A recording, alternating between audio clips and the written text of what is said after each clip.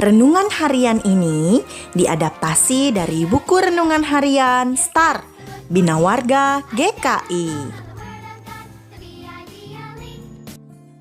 Hai adik-adik, bertemu lagi di Lilin Kecil. Adik-adik, hari ini kita mau membahas tentang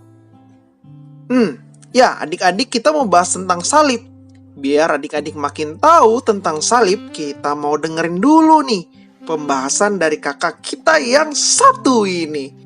Adik-adik jangan lupa untuk terus perhatiin ya. Hai adik-adik, hari ini kita akan belajar mengenai salib.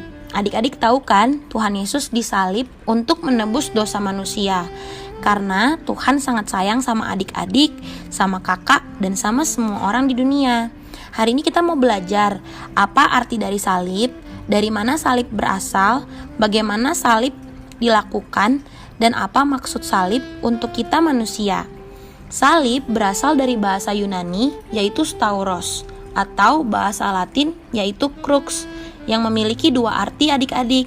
Yang pertama, kayu sulaan yang runcing ujungnya yang ditanam ke tanah supaya dapat berdiri dengan tegak. Atau yang kedua, kayu sulaan yang digunakan untuk menghukum seseorang. Nah, salib sendiri itu bentuknya macam-macam adik-adik, dan biasanya dilakukan dengan mengerikan. Adik-adik pasti takut deh kalau ngelihatnya. Ada salib yang berbentuk seperti huruf I, X, T, dan seperti tanda bintang atau plus pada salib Tuhan Yesus. Salib itu digunakan sebagai alat siksa pada zaman Persia. Penyalipan ini juga dilakukan oleh bangsa Fenisia dan Kartago, adik-adik. Hukuman salib digunakan oleh orang Romawi juga untuk menggantung atau memakukan tubuh seseorang yang terkutuk.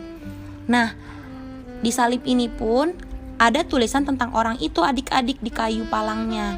Dan ada pula papan yang dikalungkan di leher dengan tulisan pelanggaran-pelanggarannya. Nah, adik-adik tahu nggak apa sih arti dari salib Tuhan Yesus? Tuhan Yesus rela dipaku di kayu salib karena Tuhan Yesus telah berkorban demi kita semua.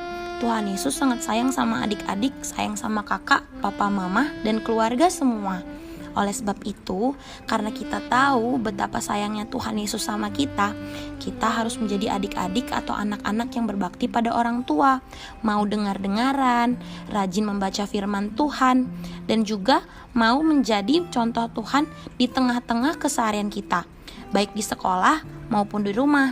Nah, ayo adik-adik, apakah kalian siap untuk menyayangi orang tua dan menghargai apa yang telah Tuhan lakukan di kayu salib? Bagikan ceritamu ya. Nah adik-adik, tadi kita udah lihat tuh kalau salib itu sebagai lambang pengorbanan Tuhan Yesus untuk kita. Kita mau gak memikul salib kita di dalam kehidupan sehari-hari? Memikul salib kita masing-masing. Contohnya, salib yang kita punya, pertama, membaca Alkitab atau saat teduh. Yang kedua, menghormati orang tua. Yang ketiga, mengerjakan setiap tugas yang ada di sekolah atau yang ada di les. Yang keempat, mau membantu papa mama di masa pandemi ini, waktu school from home. Nah, baru kita bisa menjadi murid Tuhan Yesus yang baik. Kita mau lihat Lukas 14 ayat 27.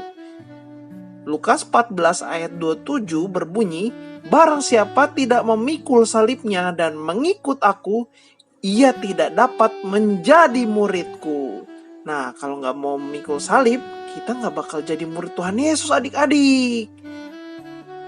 Jangan salah ya adik-adik, memikul salib kita masing-masing itu termasuk berat loh adik-adik.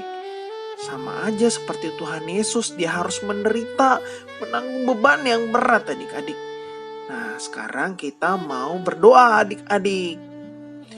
Tuhan Yesus yang baik, terima kasih Tuhan, kami bisa belajar tentang salib-Mu hari ini.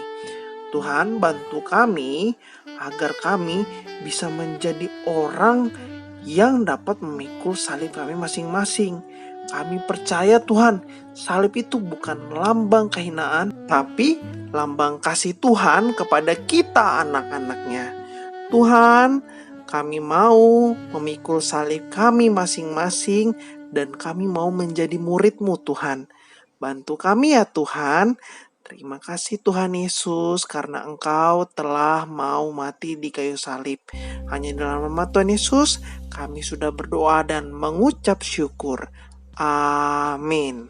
Terima kasih adik-adik. Sekian lilin kecil hari ini. Sampai bertemu kembali. Dadah. Tuhan Yesus memberkati.